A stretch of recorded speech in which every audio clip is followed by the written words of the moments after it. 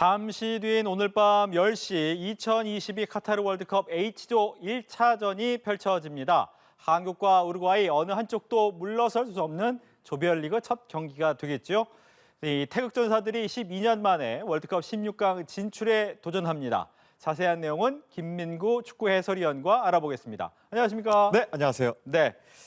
이제 한 3시간도 안 남은 우리 결전의 순간이 다가오고 있는데 먼저 우리 상대팀 좀 소개를 해주시죠. 어떤 팀입니까?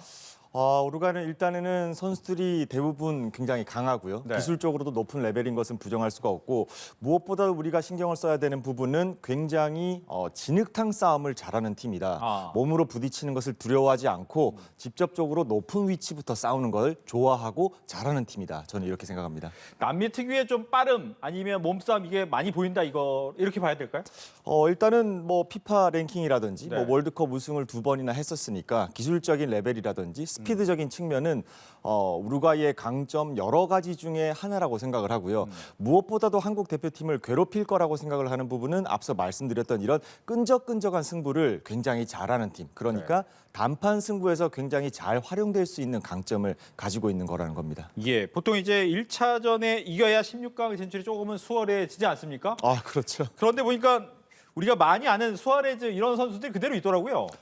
수아레즈 선수라든지 카바니 이런 경험 많은 베테랑들이 이제 전방에 포진을 하고 있지만 그 아래쪽에는 발베르데 선수라든지 벤탄쿠르라든지 이제 대표팀에 갓 데뷔를 하면서 첫 월드컵 선을 보이는 그런 선수들도 많거든요. 신구 조화가 굉장히 또 적절하게 됐고 지금 감독 이정 감독이 또 굉장히 오랫동안 대표팀에서 지휘봉을 잡고 있었기 때문에 조직적인 측면에서도 굉장히 좀 좋은 모습을 보여주지 않을까 기대하고 있습니다. 예, 이렇게 강팀이라고 소개하시면서 멋쩍게 또 웃으시긴 하셨는데 일단은 진흙탕 싸움이 가능하다. 또 조직력도 있고 신구 조화도 좋다. 네네. 그렇다면 우리나라는 어떻게 데뷔를 해야 됩니까?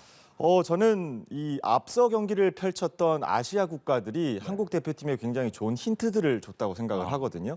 예를 들면은 카타르와 이란 나란히 패배를 했고요. 그 이후에 이제 사우디와 일본은 승리를 했었는데 이 패배를 한 팀들과 승리를 거둔 팀들 적극적으로 싸우는 위치가 결정적으로 달랐습니다. 그럼 어디가 달랐습니까? 카타르와 이란은 아무래도 조금 내려앉아서 승부를 보는 파이브백이라는 전술적인 요인도 있겠습니다만은 아래쪽의 수비를 조금 견고하게 하는데 집중을 하다가 결국에는 버티지 못하고 무너졌지만 사우디와 일본은 이 하프라인 근처 위쪽 지역에서부터 적극적으로 싸우는 굉장히 용기 있는 결단을 했거든요. 그렇기 때문에 상대의 공격을 조금 더 효과적으로 봉쇄를 하고 또 위쪽에서부터 조금 더 적극적인 수비를 가능하게 하면서 승리를 거두는 발판을 놨다고 생각을 하는데 저는 우리 한국 대표팀도 쉽지는 않겠지만 수비 라인을 끌어올리고 간격을 맞추고 하프라인 근처에서부터 적극적으로 싸우기 시작해야지만이 승산이 있다고 생각합니다. 그리고 또 하나 이제 핵심 선수죠. 손흥민 선수가 언제 나오느냐, 또 현재 컨디션은 어느 정도냐라는 생각을 하는데 일단 감독은 출전 가능하다라는 말을 했단 말이죠. 어떻게 보십니까? 저도 일단 손흥민 선수는 100% 선발 출전을 할 것이라고 생각을 하고요. 선발 출전. 네네. 제가 벤투 감독이라면 절대 아낄 수는 없을 것 같아요. 말씀해 주셨다시피 첫 경기, 특히나 이번 경기는 초반 10분의 분위기가 나머지 80분을 끌고 갈 것이라고 생각을 하기 때문에 손흥민 선수는 거의 무조건 선발 출전하지 않을까 싶습니다. 그렇다면 이제 손흥민 선수가 선발 출전해서 분위기를 좀 끌어올리고 아마 체력적인 부분이나 이제 이 부상의 부담 때문에 다른 선수도 교체가 또 필요하잖아요. 근데 보면 이강인 선수 같은 경우에 그동안 불러서 안 썼단 말이에요. 그렇죠. 근데 이게 과연 이제 잘 될 것이냐 이런 고민도 있을 거고. 사실 이강인 선수를 마지막 두 차례 평가전에서 1분도 활용하지 않은 것은 저는 벤투 감독이 월드컵에서 이강인 선수를 거의 활용하지 않을 것이라고 거의 결정한 거죠. 선언을 했다고 생각을 하거든요. 자신이 원하는 축구를 이강인 없이 하겠다라는 것을 마지막 평가전에서 보여줬기 때문에 일단 저의 역할은 믿어야 되겠죠. 감독의 고유 권한이기 때문에. 하지만 팬의 입장에서는 이강인 선수의 라리가에서의 최근 활약을 너무나도 잘 알고 있기 때문에 판단에 대해서 조금의 아쉬움이 드는 것은 어쩔 수 없을 것 같습니다. 결국 그렇다면 이제 벤투 같은 경우에는 이걸 안 쓰겠다고 말은 했지만 쓸 수밖에 없어 보입니까? 아니면 그래도 감독은 조금은 믿었지 않다. 쉽지 않아 보여요. 왜냐하면 이강인 선수를 만약에 뭐 교체 카드라든지 또는 두 번째 경기부터 적극적으로 기용하기 시작하는 것은 자기가 평가전 내내 유지를 했던 정책 플랜 A가 잘못됐다라고 스스로 이제 공개를 하는 것이거든요. 벤투 감독의 성향을 생각을 했을 때는 그러기는 조금 쉽지 않지 않을까. 물론 첫 경기부터 정말 예상 밖의 결과가 나와서 벤투 감독이 뼈저리게 변화의 필요성을 실감한다면 모르겠으나 네. 지금 상황으로 봐서는 쉽지 않아 보입니다.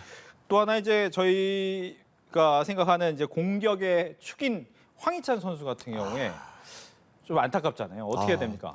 너무 아쉬워요. 사실 황희찬 선수가 프리미어리그 이제 월드컵 브레이크 이전에 프리미어리그 마지막 경기를 쉰다고 했었을 때 네. 조금 컨디션을 끌어올리기 위한 준비 과정인가라고 생각을 했는데 생각보다 그때부터 이 근육 부상의 전조가 있었던 거예요. 이렇다면은 사실상 오늘 경기도 좀 힘들 것 같고요. 이번 경기 내내 컨디션을 100%로 끌어올리기 정말 쉽지 않아 보이는데 네. 그 이유가 황희찬 선수의 이 특징 때문입니다. 폭발적인 스타트와 스톱을 반복하는 황희찬 선수의 스타일상 근육 부상은 계속해서 재발할 확률이 높을 수밖에 없거든요. 예. 대한민국 의료진의 높은 수준을 정말 기도하는 마음입니다. 알겠습니다. 뭐 이제 한 2시간 반 정도 있으면 경기가 시작이 될 텐데 앞서 조직력도 탄탄하고 진흙탕 싸움이 될 것이다라고 하고 있고 뭐 많은 AI도 우루과이의 좀 우세를 점치니까 안타깝긴 하지만 네. 이게 이기고 싶다라는 마음도 저희는 많거든요. 네네. 어떻게 좀 예상을 하시는지. 저는 사실 사우디와 일본이 어려운 승부, 사실 불가능이라고 외신들이 예상을 했던 그 네. 승부를 승리로 가져간 걸 보면서 한국 대표팀에도 당연히 무언가 분위기의 변화가 있지 않을까 싶어요. 조금 더 위쪽에서부터 싸우고 조금 더 자신 있게 부딪힌다면 우리도 충분히 할 수 있다라는 자신감을 아마 대표팀 선수들이 또 라이벌 일본이 그런 방식으로 이기는 걸 봤기 때문에 그런 긍정적인 분위기로 초반 10분을 조금 전투적으로 잘 끌어간다면은 의외로 우루과이를 조금 당황시키는 전개로 가져갈 수 있지 않을까 희망하고 있습니다. 알겠습니다. 우루과이와의 경기가 끝나고 난다면 난 이후에는 가나 그리고 포르투갈 이렇게 있지 않습니까? 네. 두 팀 중에 어느 팀이 더 어렵습니까? 저는 조금 역설적이게도 가나가 조금 더 까다로운 상대가 되지 않을까 싶어요. 가나가 스위스를 상대로 한 마지막 평가전을 쭉 지켜봤는데 네. 생각 이상으로 너무나도 탄탄하더라고요. 점수도 많이 나왔고요.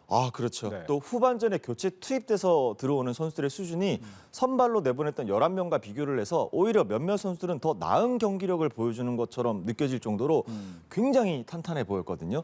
포르투갈이 강팀이라는 것은 누구나가 다 알고 있으니까 네. 오히려 그 경기의 대비는 탄탄할 것 같지만 가나를 상대로도 조금 안일한 운영이라든지 상대를 조금 방심하는 시간대가 존재를 한다면은 가나는 충분히 대가를 치르게 할 수 있는 능력이 있는 팀입니다. 예, 그럼 오히려 2차전을 훨씬 더 준비를 많이 해야 된다. 네, 저 생각은 개인적으로는 그렇습니다. 알겠습니다.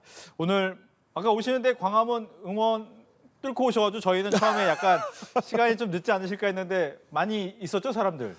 저 지금부터 또 이제 이번 대회부터 네. 길거리 응원이라든지 이제 도시에서 제도적으로 조금 더 안정적으로 가져가기 위해서 많은 노력들을 하고 있잖아요. 정말 멋진 길거리 응원 한 판이 될 것 같아서 차는 막혔지만 네. 기분은 좋았습니다. 알겠습니다. 많은 분들이 함께 응원하는 오늘 밤 경기 승리를 기원하면서 지금까지 김민구 축구 해설위원과 이야기 나눠봤습니다. 오늘 이야기 잘 들었습니다. 감사합니다.